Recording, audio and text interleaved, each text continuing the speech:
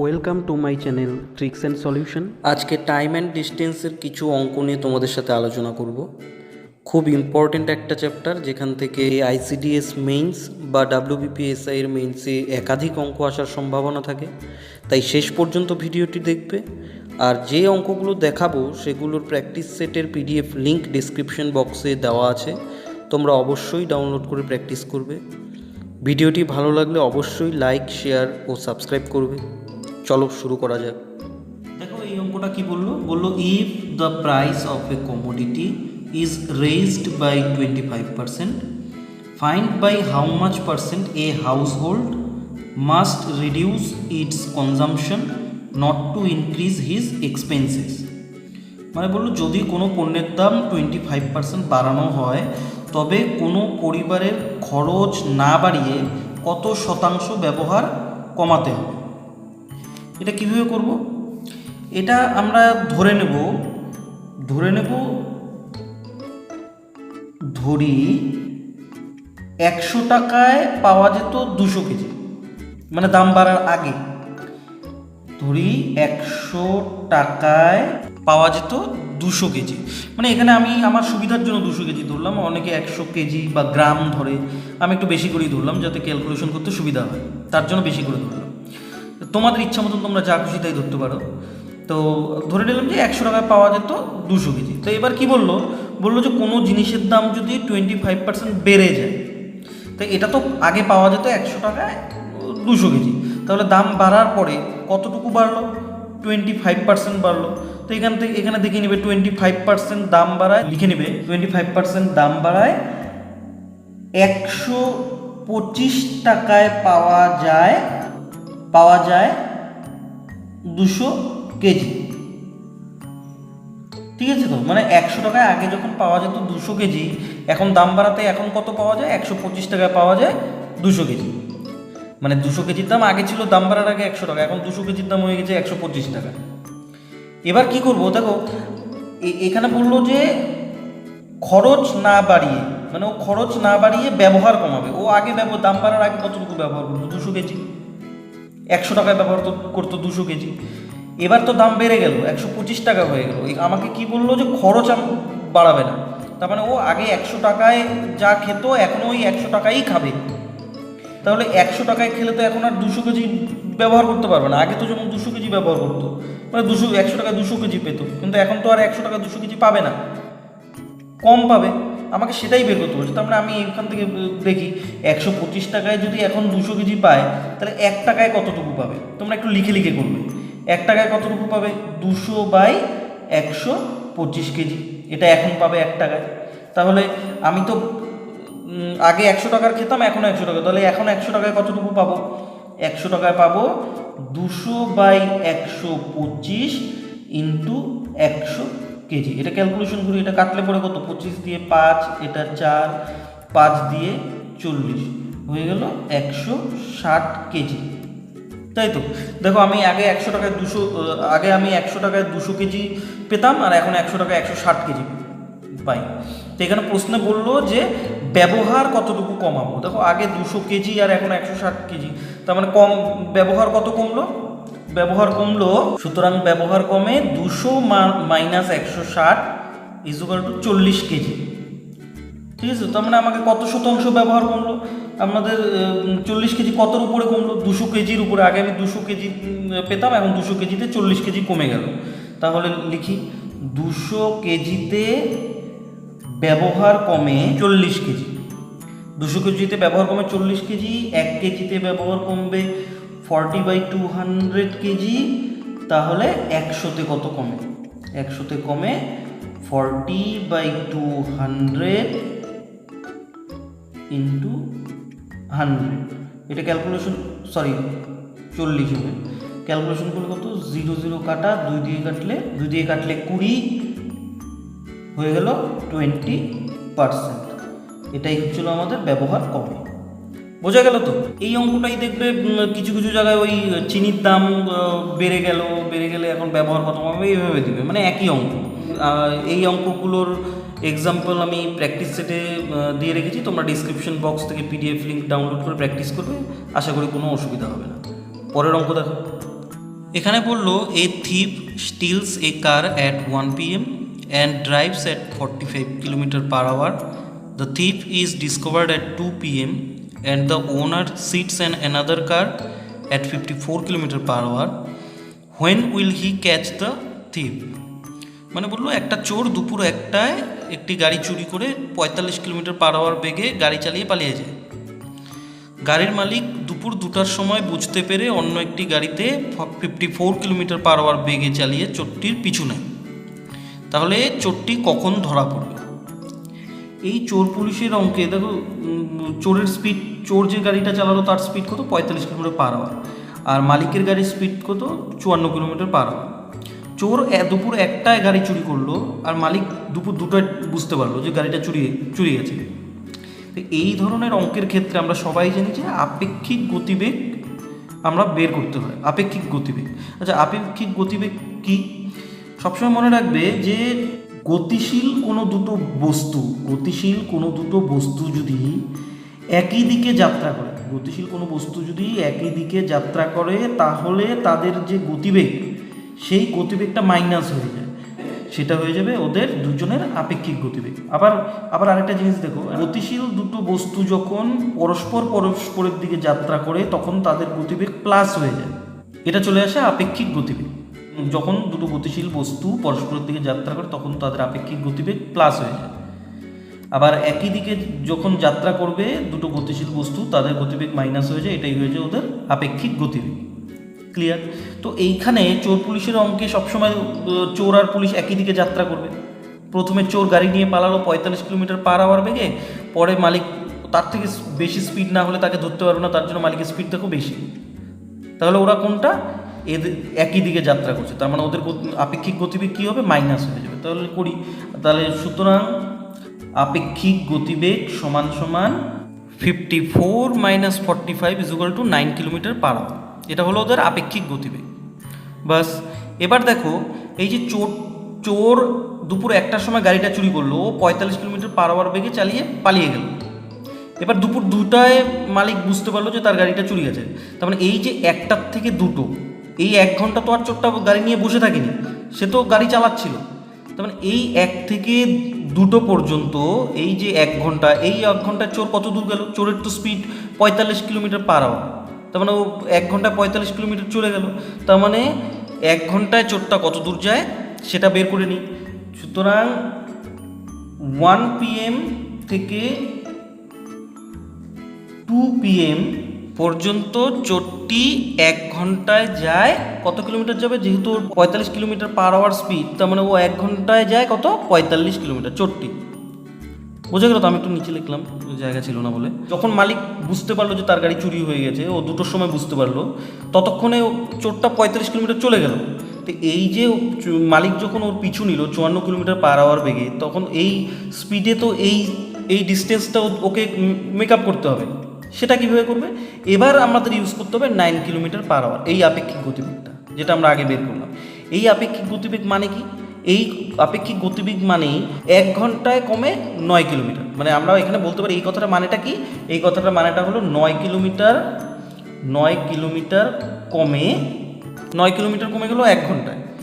বা এটা কিন্তু কোনো সময় তোমাদেরকে মিটারে বলতে পারে 9 কিলোমিটার মানে 9000 মিটার কমে 60 মিনিটে, এরকম করে বের করতে হতে পারে। ঠিক আছে? তো এখানে যেহেতু লাগছে না, 9 কিলোমিটার কমে গেল 1 ঘন্টা, তো 45 কিলোমিটার তো চোরটা আগে থেকেই এগিয়ে আছে। তাহলে এই 45 কিলোমিটার কতক্ষণে কমবে?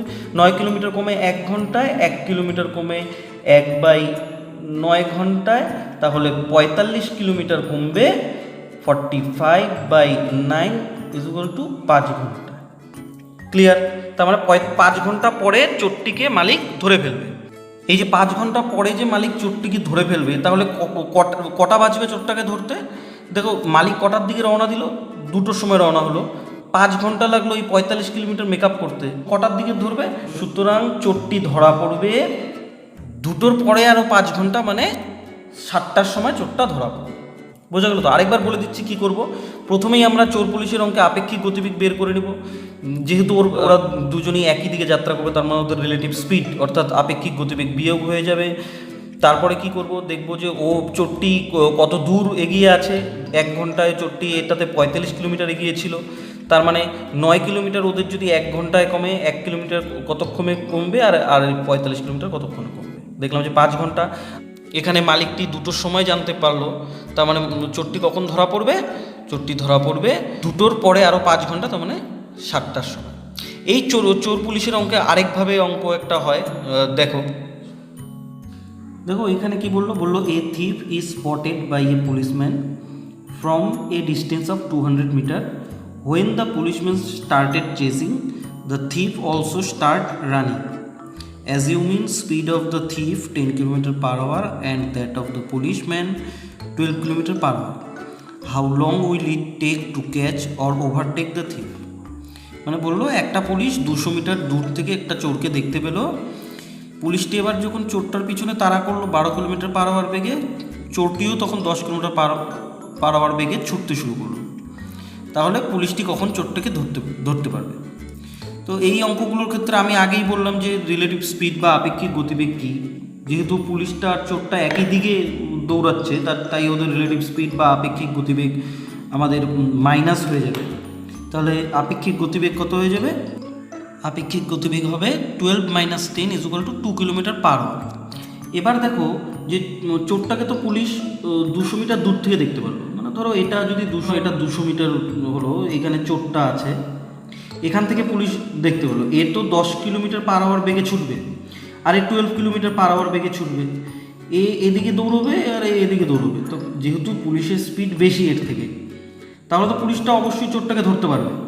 তো এবার পুলিশটা যখন দৌড়াবে তখন তো এই 200 মিটারটা ওকে মেক আপ করতে হবে। আগের অঙ্কে আমরা কি দেখলাম? আগের অঙ্কে আমরা বের করে নিলাম যে ওদের মধ্যে ডিস্টেন্সটা কত, যে 1 ঘন্টায় 9 কিলোমিটার আগেই এগিয়ে থাকে, মালিকের থেকে 1 ঘন্টা 9 কিলোমিটার আগেই এগিয়েছিল। কিন্তু এটাতে ডিস্টেন্সটা দেওয়াই আছে, 200 মিটার দেওয়াই আছে। তা আমাকে তো বের করার কোনো প্রয়োজন নেই। তার মানে এই 200 মিটার ও পুলিশ মেক আপ করে তারপরে চোরটাকে ধরবে। তাহলে কি হবে?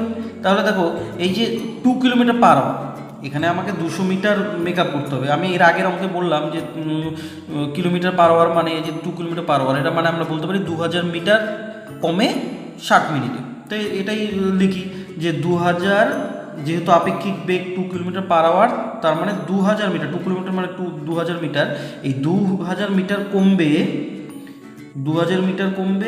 60 মিনিটে। 60 মিনিটে হয়ে গেল। তো 1 মিটার কতক্ষণে কমবে? 1 মিটার কমবে 60/2000। তাহলে এরকম করে কত মিটার আমাকে কমতে হবে? এই যে 200 মিটার গ্যাপ ছিল, এই যে 200 মিটার আগের থেকে গিয়েছিল, এই 200 মিটার কতক্ষণে কমবে? 200 মিটার কমবে 60/2000 × 200। এটা ক্যালকুলেশন করলে 0 0 কেটে দিলাম, 2 দিয়ে এই 0 কেটে দিলাম, 2 দিয়ে কাটা চলে গেলো 6 মিনিট। তার মানে এই 6 মিনিট পরে পুলিশটা চোরকে ধরে ফেলবে। আর সবসময় মনে রাখবে মেন্সে আমাদেরকে অ্যান্সার লিখে আসতে হবে। আমি লিখছি না, তোমরা একটু লিখে করবে। আমি অনেক কিছু লিখবো না, তোমরা একটু দেখে লিখে করবে, আর শেষের দিকে অবশ্যই অ্যান্সার লিখে আসবে, তাহলে ওরা নাম্বার কাটতে পারবে না। এই 2 ধরনের চোর পুলিশের অঙ্ক হয়, যেটা তোমাদেরকে দেখিয়ে দিলাম। এই ধরনের আরও এক্সাম্পল আমি প্র্যাকটিস সেটে দিয়ে রেখেছি, তোমরা অবশ্যই ডেসক্রিপশন বক্স থেকে পিডিএফটা ডাউনলোড করে নিয়ে প্র্যাকটিস করবে। আর হ্যাঁ, অসুবিধা হলে অবশ্যই কমেন্ট করবে, আমি বলে দেবো। এর পরের অঙ্কটা দেখো। এই অঙ্কটা কি বললো a man who works uniformly at 2 kilometre per hour reaches office 5 minute late. If he would work at 3 kilometre per hour he would have reached 5 minutes earlier. Find the distance of his office. বললো এক ব্যক্তি 2 kilometre per hour বেগে হাঁটলে স্বাভাবিক সময়ের চেয়ে 5 minute দেরিতে অফিসে পৌঁছায়। তিনি যদি 3 কিলোমিটার পার আওয়ার বেগে হাঁটেন তাহলে স্বাভাবিক সময়ের চেয়ে 5 মিনিট আগেই অফিসে পৌঁছে যান। অফিসের দূরত্ব কত, এটা বের করতে বলছে। তা আমরা কি করব? আমরা যেহেতু অফিসের দূরত্ব বের করতে বলছে, তাহলে আমরা অফিসের দূরত্বটা ধরে নিই। তো এখানে লিখে নিই, ধরি অফিসের দূরত্ব x কিলোমিটার হয়ে গেল। তাহলে দেখো ও যদি 2 কিলোমিটার পার আওয়ার বেগে হাঁটে, মানে ও যদি 2 কিলোমিটার পার আওয়ার বেগে হাঁটে, x কিলোমিটার যেতে কত সময় লাগবে? 2 কিলোমিটার হাঁটতে সময় লাগে 60 মিনিট। তো এখানে দেখো আমি 60 মিনিট কেন লিখলাম? 2 কিলোমিটার পার আওয়ার মানে তো 2 কিলোমিটার হাঁটতে 2 কিলোমিটার হাঁটতে সময় লাগে 1 ঘন্টা লিখতেই পারতাম, কেন 60 মিনিট লিখলাম? একটু তোমরা দেখে নেবে যে এই যে দেরি হয়, এখানে দেখো দেরি হয় বললো, এটা বললো 5 মিনিটে, 5 মিনিট, আবার 5 মিনিট আগেই পৌঁছে যায়, যেহেতু এই টাইমগুলো মিনিটে আছে তার জন্য আমি এখানে কিন্তু টাইমটা মিনিট ধরে নিলাম। যদি এই টাইমটা যদি আওয়ারে থাকতো তাহলে কিন্তু আমরা আওয়ার ধরলে কোনো অসুবিধা হতো না। তাই একটু লক্ষ্য রাখবে, যদি এই টাইমগুলো মিনিটে থাকে তাহলে এই টাইমটাও মিনিটেই ধরে করবে, তাহলে খুব সুবিধা হবে। তাহলে এটা হয়ে গেল 2 কিলোমিটার হাঁটতে কত সময় লাগে? 60 মিনিট। তাহলে 1 কিলোমিটার হাঁটতে কত সময় লাগবে? 60/2 মিনিট। তো সেরকম x কিলোমিটার যেতে কত সময় লাগবে? x কিলোমিটার হাঁটতে সময় লাগবে 60/2 ইন্টু এক্স, ক্যালকুলেশন করে ছোটো করে বললো 30x মিনিট, এটা লাগবে। কিন্তু এখানে দেখো বলে দিল যে 2 কিলোমিটার হাঁটতে 5 মিনিট দেরি হয়, যে ওর যে স্বাভাবিক সময় ইউজুয়াল টাইম তার থেকে 5 মিনিট বেশি সময় লাগে। তার মানে এটাতে হাঁটলে তো ওর 5 মিনিট সময় বেশি লাগছে, তাহলে ওর স্বাভাবিক সময় কত? এই যে টাইমটা, এই টাইমটাতে হাঁটলে ওর কী হয় দেখো, এখানে বলা ছিল যে 2 কিলোমিটার পার আওয়ার বেগে হাঁটলে তার 5 মিনিট বেশি সময় লাগে স্বাভাবিক সময়ের থেকে। তার মানে এটাতে তো এই যে মিনিটটা, এই টাইমটা, এটাতে তো 5 মিনিট বেশি আছে স্বাভাবিক সময় যেতে। তাহলে ওর স্বাভাবিক সময় কত? তাহলে ওর স্বাভাবিক, সুতরাং স্বাভাবিক সময় এই টাইমটা এর থেকে 5 মিনিট কম হবে, যেহেতু এই টাইমটাতে গেলে ওর 5 মিনিট দেরি হয়ে যায় এই টাইমে গেলে, তার মানে এর থেকে নিশ্চয়ই 5 মিনিট কম হবে, তাহলে এত মিনিট, এটা ওর স্বাভাবিক সময়। আবার দেখো, ও যদি 3 কিলোমিটার পার আওয়ার বেগে হাঁটতো তাহলে x কিলোমিটার যেতে ওর কত সময় লাগে সেটা বের করি। তার মানে এখানেও লিখি 3 কিলোমিটার হাঁটতে সময় লাগে 60 মিনিট। তাহলে 1 কিলোমিটার হাঁটতে কত সময় লাগবে? 60/3 মিনিট। সেরকমভাবে সম্পূর্ণ রাস্তাটা x কিলোমিটার যেতে ওর কত সময় লাগবে? x কিলোমিটার যেতে ওর সময় লাগবে 60/3 ইন্টু এক্স, ছোটো করে বললে 20x মিনিট। এর আগেরটাতে কী ছিল? 30x minute. এটাতে গেলে ওর 5 মিনিট বেশি সময় লাগতো, তার জন্য আমি মাইনাস করলাম। কিন্তু এই সময়টাতে গেলে কি হয় দেখো, 3 কিলোমিটার পার আওয়ার বেগে গেলে ওর 5 মিনিট আগেই পৌঁছে যায়, যে সময় লাগার কথা তার থেকে 5 মিনিট আগেই পৌঁছে যায়।